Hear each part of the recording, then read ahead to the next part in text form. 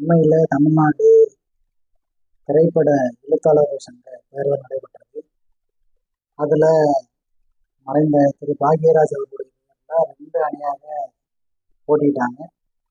அதில் போட்டியிட்டதில் இயக்குனர் சேரன் அவர்களுடைய அணி வெற்றி பெற்றது.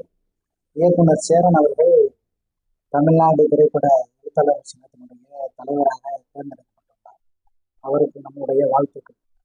அவருக்கு இப்போதைக்கு இருக்கக்கூடிய கடமையாக நான் சொல்ல நினைக்கிறேன்.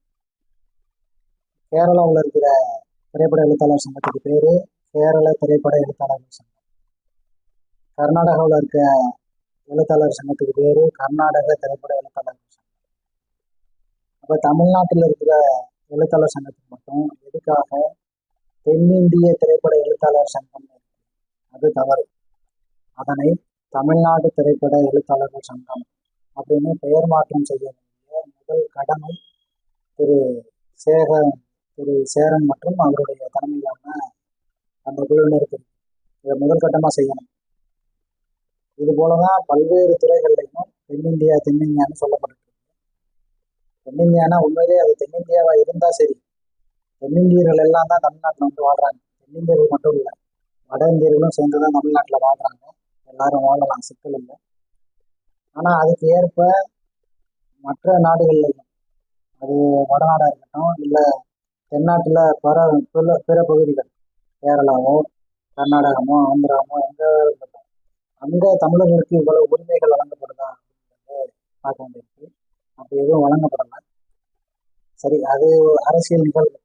இது ஒரு எழுத்தாளர் சங்கம், திரைப்பட எழுத்தாளர் சங்கம். அது வந்து தமிழ்நாடு திரைப்பட எழுத்தாளர் சங்கம் அப்படிங்கிற பெயர் முன்வரைவு பல ஆண்டுகளாக சொல்லப்பட்டுள்ளது. அது இதுக்கு மட்டும் இல்லை, தமிழ்நாடு திரைப்பட எழுத்தாளர்கள் சங்கம் இருக்குல்ல, அதுக்கும் மாற்றணும். நடிகர்கள் சங்கத்துக்கும் அதையும் மாற்றணும். அதுவும் தென்னிந்திய நடிகர் சங்கம் தான் இருக்கு.